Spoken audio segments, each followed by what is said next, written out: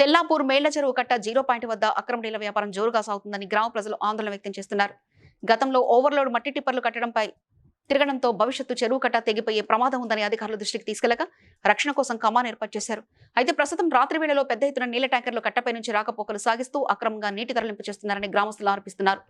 ఈ చీకటి వ్యాపారాన్ని సంబంధిత అధికారులు అరికట్టడంలో ఎందుకు విఫలమవుతున్నారో అర్థం కావడం లేదని ప్రజలు ప్రశ్నిస్తున్నారు.